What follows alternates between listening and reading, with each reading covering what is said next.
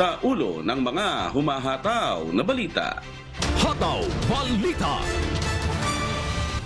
Armed Forces of the Philippines o AFP Chief General Romeo Brawner Jr.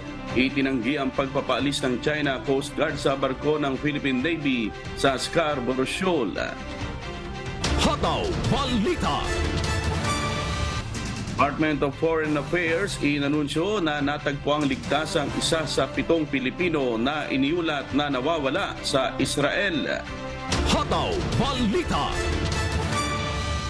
House of Representatives tinanggal ang alokasyon ng confidential funds sa Office of the Vice President at Department of Education para sa taong 2024. Hataw Balita.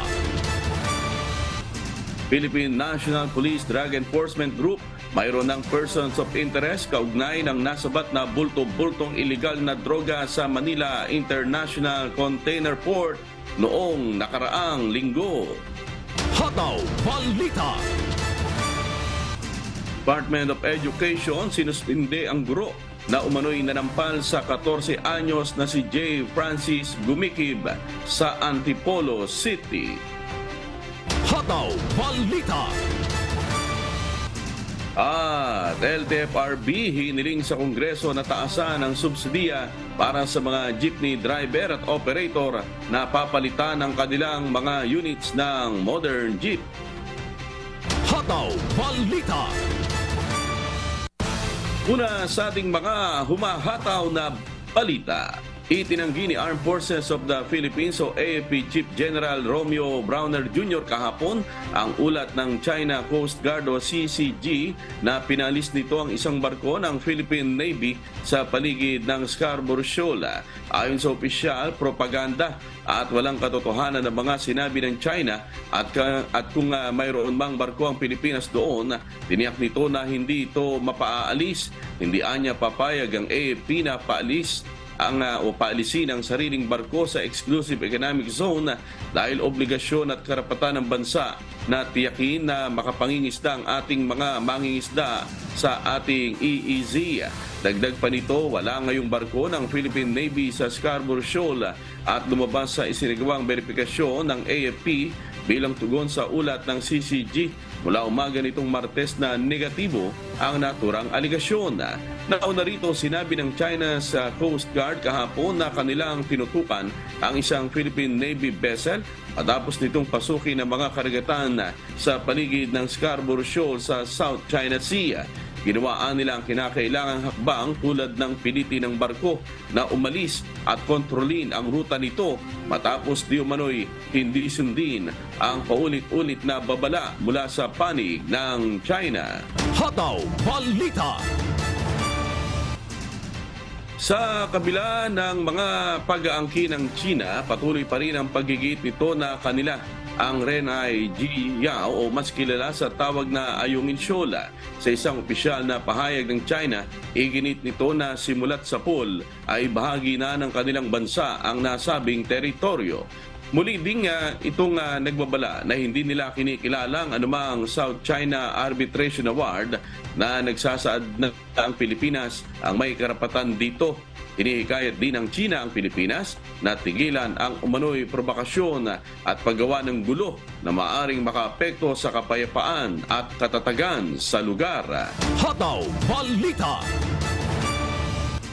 Nagpahayag ng suporta sa Israel at mariing kinundena ng mga lider ng ilang bansa ang madugong pag-atake ng Islamist militant group na Hamas. Kabilang sa mga nagpahayag ng suporta ang mga lider ng United Kingdom, Germany, Italy, France at Estados Unidos. Sa isang joint statement, sinabi ng mga ito na mananatili silang kaalyado at kaibigan ng Israel at kaisa sa laban upang maipagtanggol ang kapayapaan laban sa militanteng grupo ng Hamas. Sa ngayon ay patuloy pa rin ang madugong bakbakan sa pagitan ng Israeli forces at Palestinian group. Hataw Balita. Ilang oras matapos ang malalakas na pag-atake ng mga Israeli jets, nagbanta naman ng Hamas militants na papatayin ito ang isang Israeli captive sa bawat pambobombang gagawin ng Israel ng walang babala. Bunsod ito ng ipinahayag ng Israeli military na ipinatawag na nito ang nasa 300 reservist at magpapatupad ng total blockade o pagsasara sa Gaza Strip. Isang senyalis na posibleng nagpaplano itong maglunsad ng ground assault bilang pagtugon sa ginawang pag-atake ng Hamas militants. Batay sa ulat, maabot na sa 1,000 ang bilang ng mga nasawi sa mga pambobomba ng Hamas. Sa Gaza naman, mahigit 788 na Palestino ang nasawi at lampas 4,100 ang nasaktan sa mga Israeli airstrike. Kabilang sa mga nasawi ang mga mamamayan ng Italia, Ukraine at Estados Unidos. Hataw Balita. Inanunsyo ng Department of Foreign Affairs o DFA kahapon na natagpo ang ligtas ang isa sa 7 Pilipino na iniulat na nawawala sa Israel.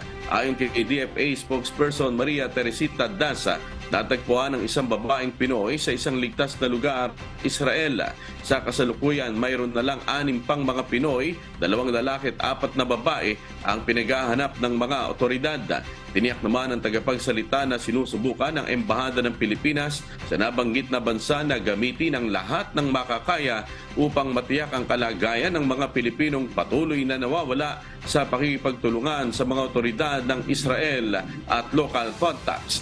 Bine-verify rin ng Philippine Embassy sa Israel sa posibilidad ng kamatayan ng isang babaeng Pilipino na dati nang nawawala sa isa sa mga sinugod na agricultural settlement area roon. Tiniyak ng DFA na ang mga labor attaché at welfare officers ng embahada ay nasa lugar mismo upang tulungan ang kapatid ng babaeng ito sa pagkumpirma ng ulat sa pamamagitan ng pakikipag-ugnayan sa pulisya ng Israel. Hataw Balita. Ipinananawagan ng isang mambabata sa Department of Energy o DOE na ipagpatuloy ang kanilang 2 taong proposal na magtatag ng isang Strategic Petroleum Reserve o SPR upang protektahan ang mga mamimili mula sa paggalaw sa presyo ng langis sa gitna ng mapaminsalang digmaan sa pagitan ng mga pwersa ng Israel at ng grupo ng Hamas. Ayon kay Camarines Sur 2nd District Representative Luis Raymond Villafuerte Jr., na ang plano para sa fuel reserve ay dapat na ipagpatuloy kasabay ng promosyon ng DOE sa electric vehicles o EVs at renewable energy. Kaugnay ito sa desisyon ni Energy Secretary Rafael Otilla na tanggihan ang plano ng gobyerno na itatag ang isang SPR sa kadahilan ng ito ay magiging mahal, hindi magdudulot ng direktang pagbaba sa presyo ng krudo at makakasalungat sa promosyon ng EVs. Dagdag ng mambabatas kahit magkaroon anya ng mas mataas na demanda para sa mga green car sa mga susunod na taon, hindi naman basta na lang isasara ng mga Pilipino ang kanilang mga sasakyan na may gasolina o diesel engines kapag makakakuha na sila ng kanilang electric vehicles. Ginit niya na ang isang SPR ay maaring direktang makaapekto sa presyo sa retail dahil sa mga inilatag na reserbang binili sa panahon na ang pandaigdigang mga rate ay medyo mababa. Maaring ibenta ng gobyerno ang petrolyo nito sa mas murang halaga kaysa sa kasalukuyang presyo sa merkado kapag mataas ang mga pandaigdigang presyo. Hataw Balita. Sa iba pang balita, kinumpirma ng Philippine National Police na umabot na sa 357 ang mga lugar na may malalang sitwasyon o areas of grave concern sa ilalim ng red category.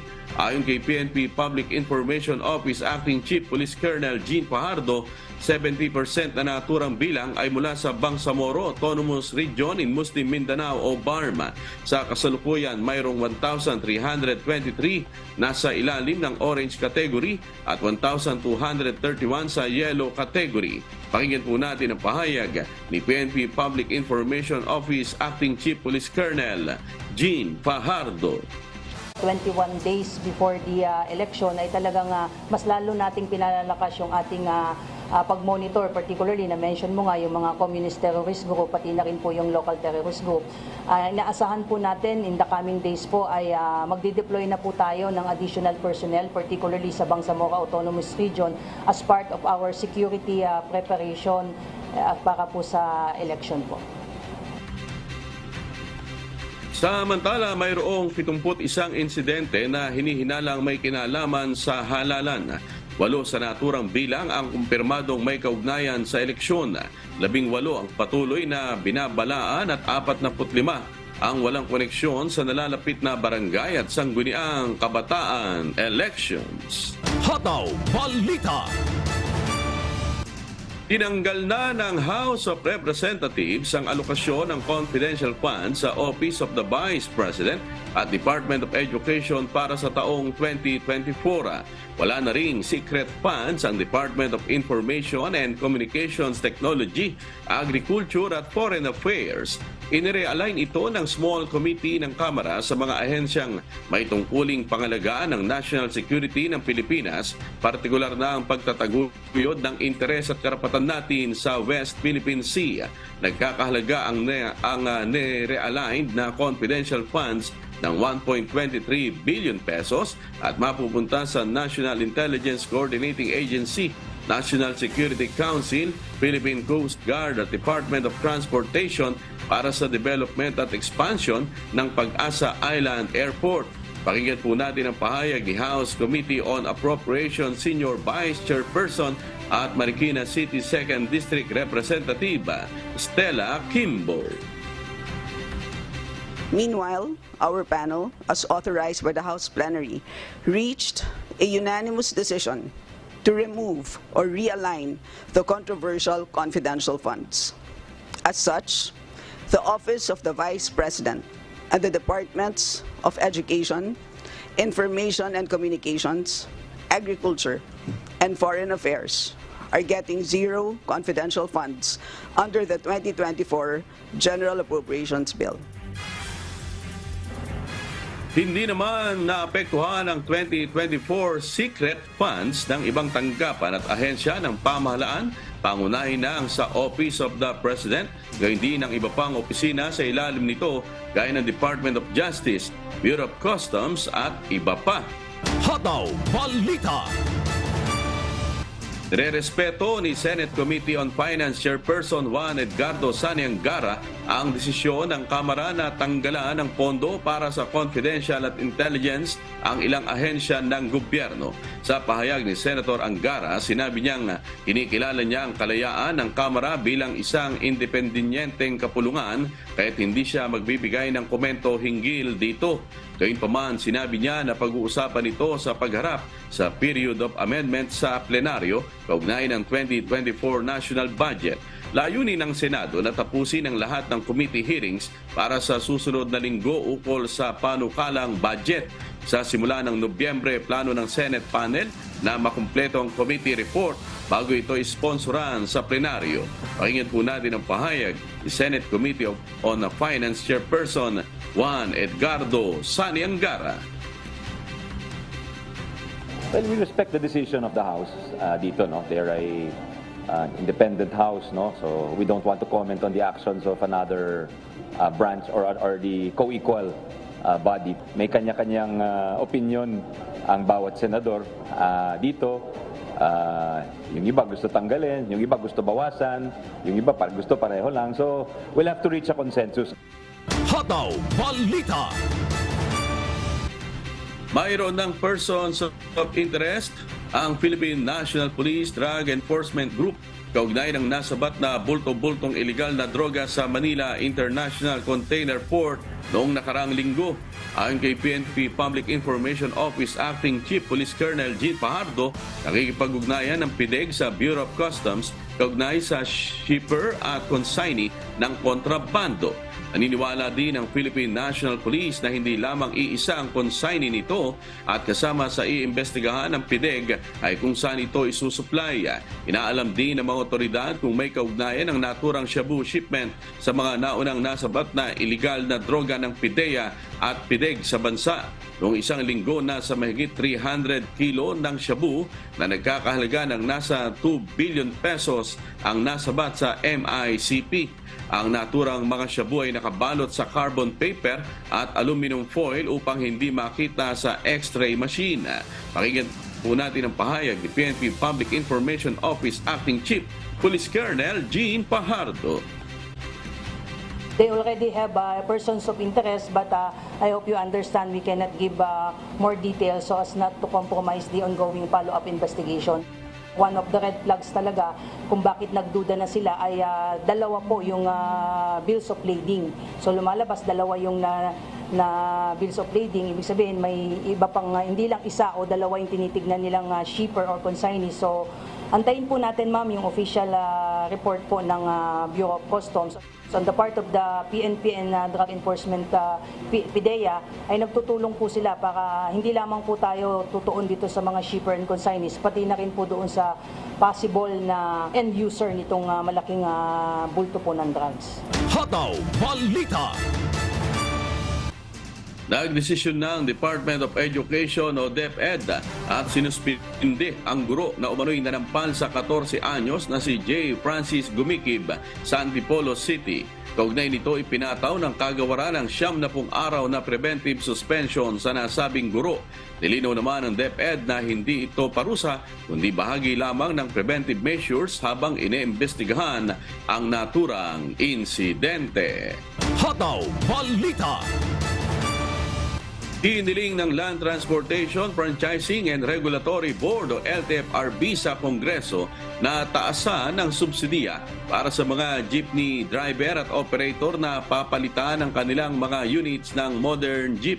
Isinusulong ng LTFRB na gawin itong 250,000 pesos kada driver o operator mula sa 180,000 pesos subsidy ng Jeepney Modernization Program. Kung maaprubahan ito ng Kongreso, gagawing retroactive ang magiging implementasyon nito kung saan ang mga makatatanggap na ng 180,000 pesos ay makakatanggap din ng dagdag na subsidiya. Hataw Balita. Nakita ng Department of Agriculture ang posibleng kakulangan sa supply ng baboy sa mga susunod na buwan.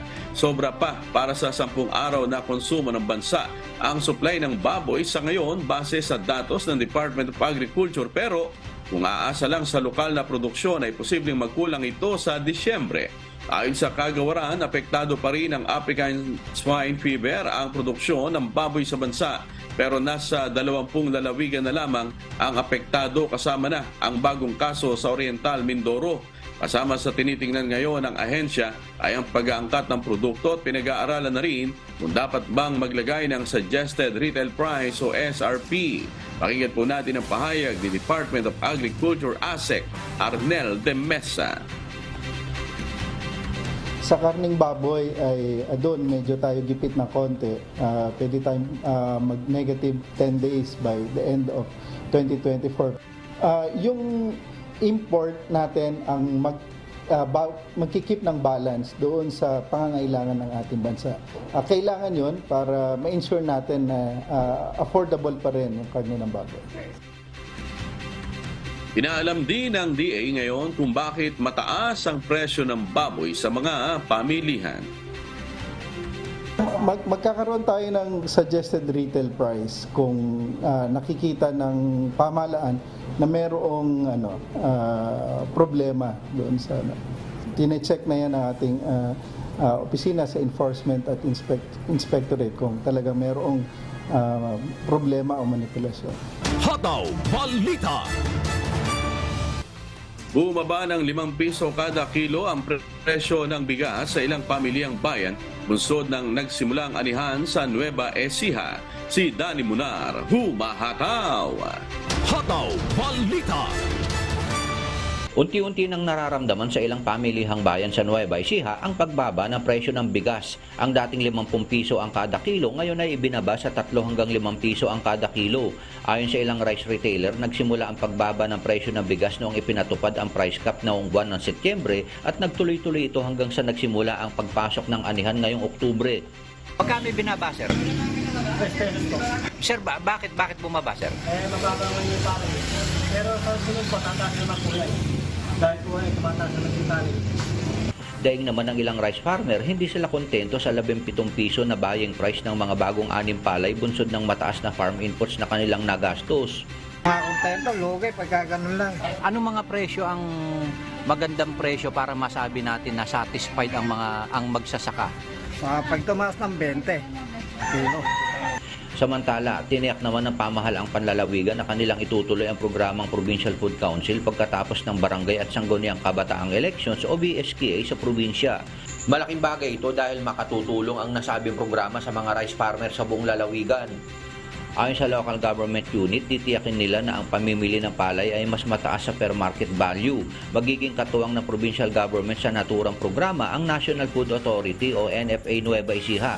Magtatagal ang anihan ng palay sa lalawigan hanggang sa buwan ng Nobyembre.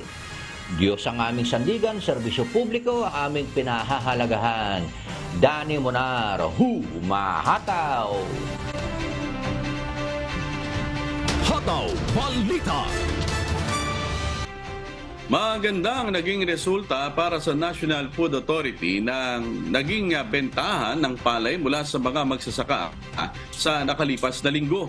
Nakabili ang ahensya ng halos 3,000 sako ng palay na magagamit ng iba't ibang ahensya ng pamahalaan. Si Nestor Torres humahataw. Hataw Balita.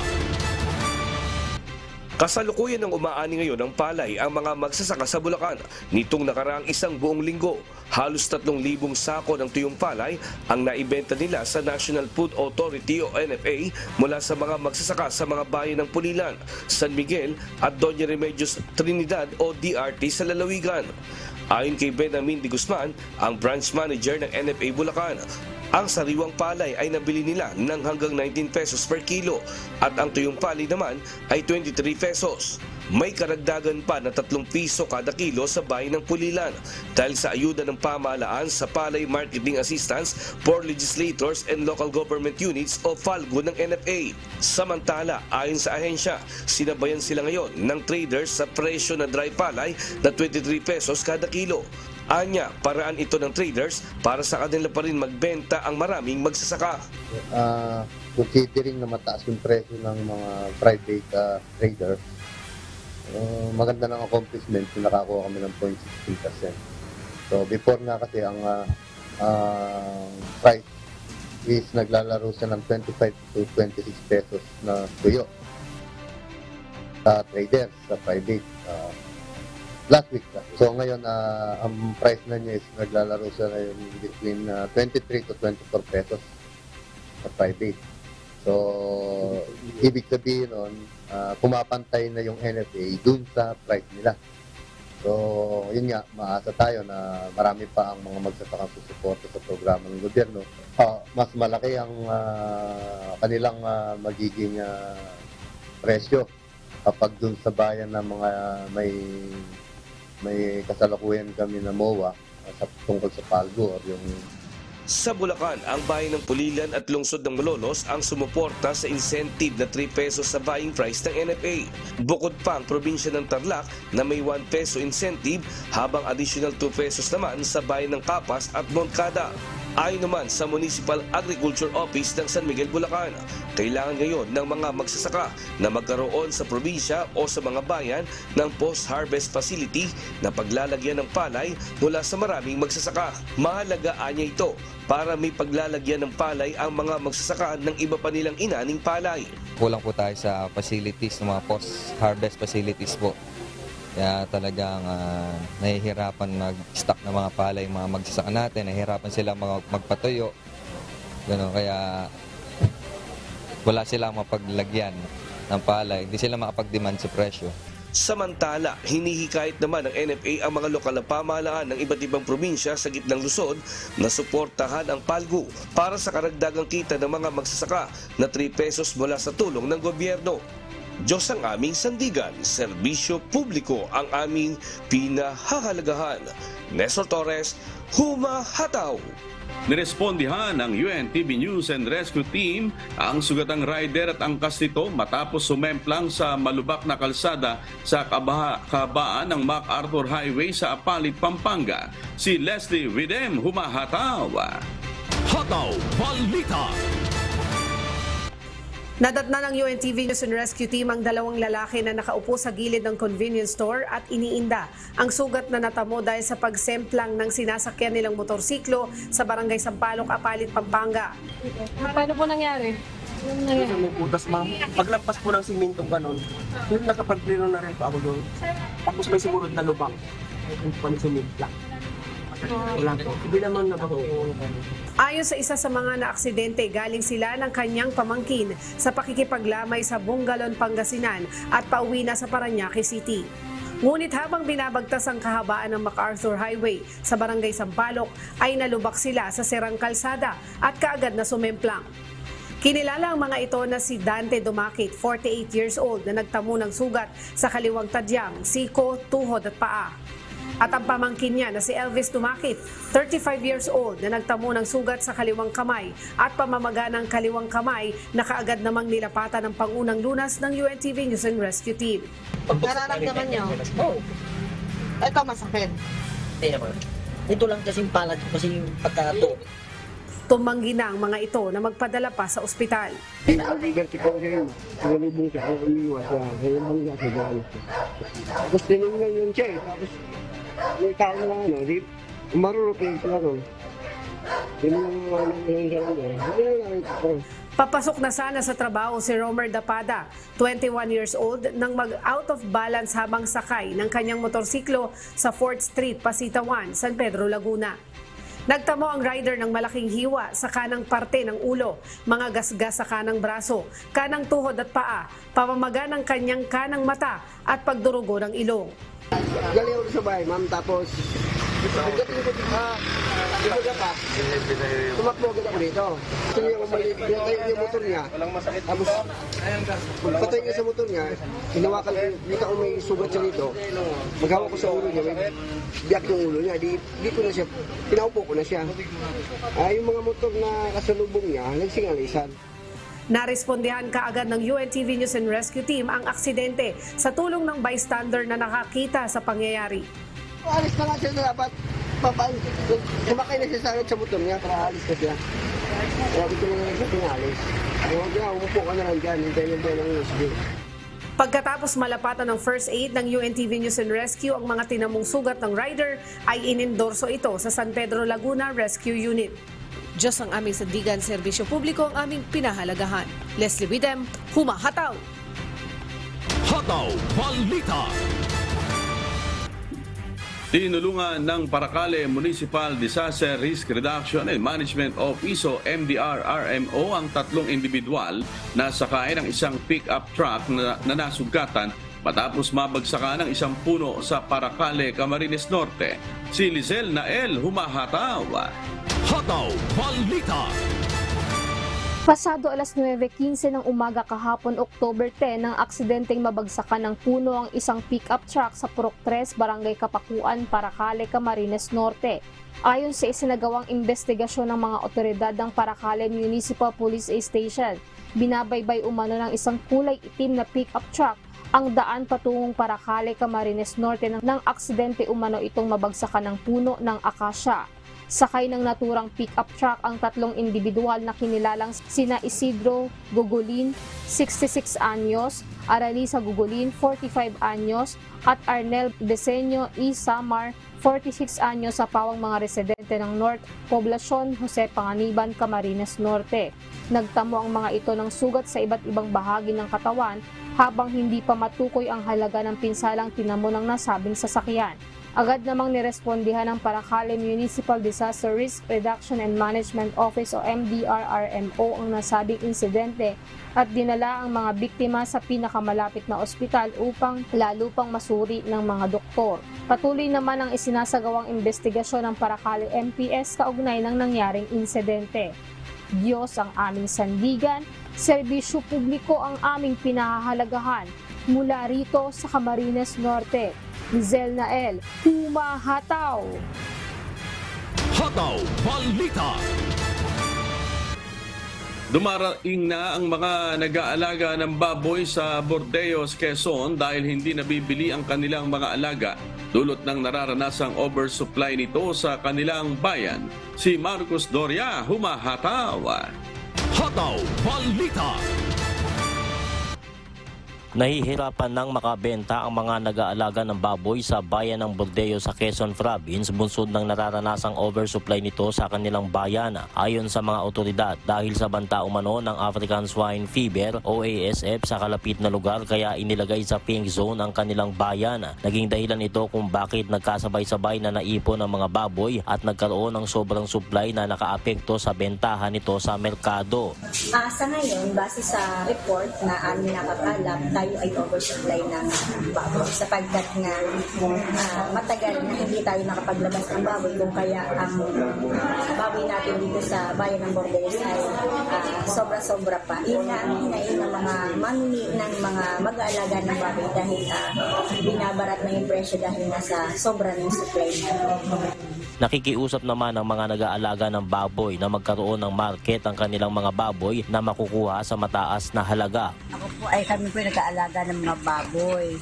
Kaso po, ang problema po namin ay napakamahal ng pakain. Wala naman pong bibili ng baboy. Kaya po sana matulungan po kami ng pamahalaan. Bukod dito, umaabot na anya sa 5 buwan ang kanilang mga alagang baboy. Samantala, inihanda na ng lokal na pamahalaan ng Bordeos, Quezon ang mga kaukulang dokumento na nagpapatunay na walang banta ng ASF sa kanilang lugar kung saan maaari na rin umanong mag-transport ng kanilang mga alagang baboy upang maibenta. Diyos ang aming sandigan, serbisyo publiko ang aming pinahahalagahan. Marcus Doria, humahataw! Hataw Balita. Nahuli ng Department of Environment and Natural Resources Region 2 ang wildlife species sa isang mall exhibit sa Santiago City, Isabela dahil sa kabiguan ng mga may-ari at organizer na ma-secure ang Wildlife Special Use Permit at Special Local Transport Permit. Kaugnay nito, umabot sa 28 wildlife ang nakumpiska sa Barangay Mabini, Santiago City ng Provincial Environment and Natural Resources Office Isabela at Community Environment and Natural Resources Office ng San Isidro. Ang mga nahuling wildlife ay nasa pansamantalang kustidiya ng DNR Region 2. Ayon kay Regional Executive Director Gwendolyn Bambalan ng DNR Region 2, ang koleksyon at pag-aari ng mga ligaw na hayop ay may mahigpit na ipinagbabawal sa bisa ng Republic Act No. 9147 o Wildlife Resources Conservation and Protection Act. Kailangan umanong mapanagot, maparusahan ang mga lumalabag sa kawalan ng pahintulot mula sa ahensya. Kaugnay nito, nagsasagawa ng administrative confiscation proceedings ang DENR upang malaman kung kukumpiskahin ang mga nahuling hayop pabor sa gobyerno. Pinagpapaliwanag naman ng ahensyang mga nasa likod ng pag-aalaga kung bakit hindi dapat kansilahin ang kanilang Wildlife Resources Conservation and Protection Act kasabay ng ginawang wildlife exhibit ng walang kaukulang permits.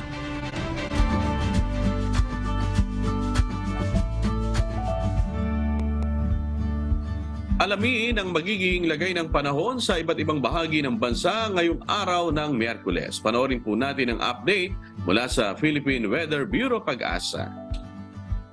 Sa ating latest satellite images ay nakapasok na nga ng Philippine Area of Responsibility ang low pressure area na ating binantayan itong mga nakalipas na araw. Huli itong namataan 750 kilometers silangan ng Giwan sa bahagi naman ng Eastern Samar. At sa ngayon, yung trough o extension nito magdadala ng maulap na kalangitan na may mga pag-ulan, partikular na sa bahagi ng Mimaropa, Calabarzon, malaking bahagi ng Kabisayan, Mindanao, at kasama rin yung Kamaynilaan. Sa lalabing bahagi ho ng Luzon, itong Northern and Central Luzon ay makikita ho natin medyo mainit pa rin yung umaga habang malaking tsansa ng mga pag-ulan sa hapon hanggang sa gabi. Base ho sa pinakuling datos natin ay maliit pa rin yung tsansa na maging bagyo itong low pressure area. Mas nakikita ho natin yung posibilidad na maging trough o extension na lamang ito ng bagyong si Bolaven. Yung bagyong Bolaven, ito yung nasa labas ng Philippine Area of Responsibility, may higit 2,000 kilometro silangan ng southeastern Luzon at hindi natin ito inaasahang papasok ko ng Philippine Area of Responsibility. Narito ang lagay ng panahon dito sa Luzon. Makikita ho natin na malaking bahagi ho ng Southern Luzon, partikular na itong Mimaropa, Calabarzon, Bicol Region, kasama yung Kamaynilaan. Asahan ho natin yung malaking tsansa ng maulap na kalangitan na may kalat-kalat na pag-ulan, pagkinat, pagkulog. Sa nalalabing bahagi ho ng Luzon, yung Northern and Central Luzon, inaasahan naman natin yung bahagyang maulap hanggang sa maulap na kalangitan, pero posible pa rin yung mga isolated o pulupulong pag-ulan, pagpulog, lalo na sa hapon hanggang sa gabi. Wala pa rin tayong nakataas na gale warning, kaya ligtas naman pumalaot ang mga malitasakyang pandagat, maliliit na mga bangka sa mga baybayin ng ating bansa. Pero iba yung pag-iingat pa rin, lalo na pag meron tayong mga thunderstorms na maaaring magpalakas ng alon ng karagatan. Ang araw natin sisikat, ganap na 5:47 na umaga at ulubog, ganap na 5:39 ng gabi. Yan po ang tinig ni Obet Badrina, weather specialist ng Pag-asa. At napanood po natin ang update mula sa Pag-asa. Tandaan, sa bawat araw na ating nasisilayan, tayo magpasalamat sa Diyos na may lalang. Hataw Balita. Nasa 160 individual mula sa ilang barangay na lubos na nangangailangan ng serbisyong medikal ang naging benepisyaryo ng libreng chest x-ray sa bayan ng Mercedes sa Camarines Norte. Nagbabalik si Lizelle Nael. Hataw Balita. Naserbisyohan ng 160 individual sa isinagawang libreng chest x-ray sa poblasyon at coastal barangay sa bayan ng Mercedes, Camarines Norte kahapon, October 10. Isang mobile x-ray vehicle ng Mercedes Local Government Unit ang nagamit sa barangay Pambuhan at isang x-ray machine naman ng Municipal Disaster Risk Reduction and Management Office o MDRRMO ang dinala naman sa aktibidad na ginanap sa poblasyon. Sa bayang nakapag-avail ng serbisyo ang mga recipient sa magkaibang barangay. Layo ng nasabing programa na makatulong sa programa ng Department of Health na monitoring campaign on active case findings ukol sa sakit na tuberculosis o TB. Malalaman ang resulta ng x-ray pagkalipas ng 1 linggo sa pamamagitan ng mga nurse o midwife na nakatalaga sa kanilang barangay. Ayon sa ahensya, ang tuberculosis ay isang sakit na bunga ng impeksyon ng isang bakterya na kung tawagin ay Mycobacterium tuberculosis. Maaari rin itong makasira sa baga o iba pang bahagi ng katawan ng tao at maging sanhi ng malubhang karamdaman kung ito'y hindi maagapan. Tiniyak naman ng lokal na pamahalaan na magpapatuloy ang naturang serbisyo medikal para matugunan ang mga posibleng kaso ng sakit sa bayan. Diyos ang aming sandigan, serbisyo publiko ang aming pinahahalagahan. Mula rito sa Camarines Norte, Lizelle Nael, humahataw! Hataw Balita. Nagsagawa ng orientation seminar ang Kalinga Provincial Government, Katuwang Social Security System o SSS at ang Pag-ibig Fund para sa mga job order at contract service employees sa lalawigan. Lain itong maipaliwanag sa mga temporary worker ang benepisyo at kinakailangang requirement upang makinabang sa social security services na iniaalok ng mga nasabing institusyon. Sa naging pahayag ni Attorney Zoraida Mia Waknang, hinikayat nito ang lahat ng mga empleyado na makatutulong ang SSS at pag-ibig sa financial security ng mga manggagawa. Nagsagawa rin ng Memorandum of Agreement signing ang Kalinga Provincial Government at SSS para sa otomatikong pagkaltas ng kontribusyon sa sahod ng mga job order at contract of service employees sa lalawigan wala sa kanilang monthly salaries. Ang mga kontribusyong makokolekta ay padadala naman sa accounting office upang masiguro ang access ng mga manggagawa sa social security benefits at savings ng mga ito habang nasa ilalim sila ng temporary employment. Hataw Balita. 5 milyong piso ang ipinamahagi ng national government para sa 9 na bayan sa lalawigan ng Cagayan na naapektuhan ng nagdaang bagyong Egay. Aabot sa 4,871 ang mga benepisyaryong tumanggap ng tulong pinansyal mula sa 9 na bayan, kabilang na ang Santa Ana, Gonzaga, Santa Teresita, Bugay, Lalo, Kamalanyugan, Gataran, Alcala at Bagaawa. Tulong-tulong na binisita ng mga kawani ng Provincial Social Welfare and Development Office o PSWDO at Department of Social Welfare and Development o DSWD, Katuwang Provincial Office for People Empowerment para sa pamamahagi ng tig 1,000 piso sa mga benepisyaryo. Tiniyak din ng DSWD na mayroong proper documentation ang pamamahagi ng tulong pinansyal para sa mga apektadong residente. Hataw Balita. Maglalaban-laban para sa kauna-unahang UNTV Volleyball League Championship ang AFP Lady Gunner at Senate Lady Defenders. Sa Webes na ang Game 1 ng Best of 3 Final Series sa Phil Oil Arena sa San Juan. Si Rina Villamor, Kamara, humahataw. Hataw Balita. AFP at Senate kapapasok na sa finals round ng UNTV Volleyball League. Pinatunayan ng Senate Lady Defenders ang kanilang galing at katatagan sa laban nila kontra PNP Lady Patrollers sa knockout semifinals game. Umpisa pa lang naging agresibo na ang koponan ni Coach Roger Gorayev sa kanilang mga service aces at attack points para lamangan ng Lady Patrollers sa unang dalawang set ng laro 25-15 at 25-19. Bandang third set nang magkaroon ng error sa kanilang mga receive ang Senate team kung saan wala ding playing time sina Kat Villegas at Sheila Cecilio para makuha ng PNP ang lamang sa 19-25. Ngunit sinaga ng Senado ang kanilang laro sa mga blocks at attacks na unti-unting nagpababa sa moral ng PNP para ipanalo ang fourth set 25-18. Sa buong laro, nalimitahan ng Senate ang kanilang errors sa 27 kumpara sa 41 errors na naibigay ng PNP. Si Kat Villegas ang tinanghal na best player of the game. Basta masaya kami, nag-finals kami, para na rin kaming nag-champion yan. Masaya kasi 6 na team lahat yan. Dalawa lang yung aakyat doon. Nagkataon kami yung isa. Talagang napakasaya para sa kanila. Sana sa UNTV, tuloy-tuloy nyo na ito. Maganda para doon sa mga hindi naman nakakalaro talaga na mga collegiate player. Andito yung mga empleyado. Masarap panoodin kasi nag-i-improve din sila. Samantalang patuloy ang pamamayagpag ng AFP matapos ibigay ang 4th place sa Judiciary Justice Servers na hindi rin sumuko sa semis game. Tinapos ng Lady Gunners ang laro sa 3 straight sets 15-25, 12-25 at 15-25. Ang AFP nakapagbigay ng 33 attack points sa laro kumpara sa 15 attack points ng Judiciary. Lamang din sila sa service aces na umabot sa 17 points. Si Joanne Bunag ang best player of the game. Yung sa beneficiary namin sa EBSO, so itong game namin, naalay namin para sa mga dependents ng mga naulilang sundalo.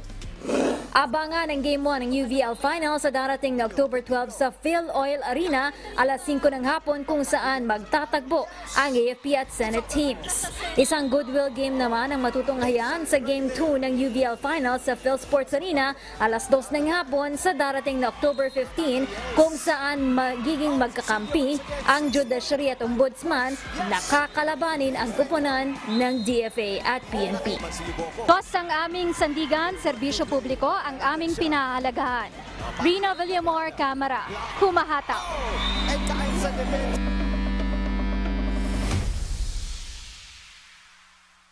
Hataw Balita. Ayan, at bago tayo tuloy ang magtapos, batiin po natin ang happy birthday si Kuya Daniel Razon. Ayan, na nagtungo kahapon sa Legazpi City, Albay para sa isinagawang medical mission doon sa Camp Ola. Ayan, happy birthday po Kuya. At shoutout po sa ating mga suki, si Shilan at Aing Balyes dyan sa Tacloban, Leyte. Nanonood po sa atin ngayon. Ganoon din sina Ezequiel Lastimoso, Jopray Carbillon, Alan Carrera, Jo Marie Pepito. At sa Facebook, andyan po sila Nene Villaruel, Gersom Hall, Corpus, Marjorie Francisco Galaura, Reynald Jampil Solomon. Di lang po natin maisa-isang lahat. Pero salamat po sa inyong pagtutok po sa Hataw Balita Pilipinas at maging sa iba't ibang panig po ng mundo. Ganon din sa mga tagapakinig po ng Hataw Balita Pilipinas sa Radyo La Verdad 1350. At mamayang alas 7 pong muli ng gabi Philippine Standard Time, day 3 na po sa nagpapatuloy na mass indoctrination ng MCGI sa official MCGI social media accounts. Kabilang po ang MCGI channel, ang official YouTube channel ng Members Church of God International. Patuloy rin po namin kayong inaanyayahan na makiisa sa Global Prayer for Humanity tuwing Lunes hanggang Biyernes alas 9:30 ng gabi. Ito po ay nakastream ng live sa lahat ng MCGI social media accounts. Ang Global Prayer for Humanity ay bukas po sa lahat, anuman ang inyong relihiyon o lahi. Mga kasangbahay, kung meron po kayong balitang hindi ninyo napanood o kaya ay may nais kayong muling panoorin sa Hataw Balita Pilipinas, bisitahin lamang po ang aming mga official social media account. I-like at i-follow ang UNTV News and Rescue Facebook account at i-click ang subscribe button sa UNTV News and Rescue YouTube channel. Mapapanood nyo rin po rito ang iba pang news programs ng UNTV, pati na ang iba pang videos na nag-iisang public service channel. Kaya, subscribe, like, and share. At sa aming ibabahaging mga salita ng Diyos na ating sandigan, mula sa Tito, Kapitulo 1, Talatang 15. Sa malinis ang lahat ng mga bagay ay malinis, datapwat sa nangahawa, at di nagsisisampalataya ay walang anumang malinis, kundi pati ng kanilang pag-iisip at kanilang budhi ay pawang nangahawa.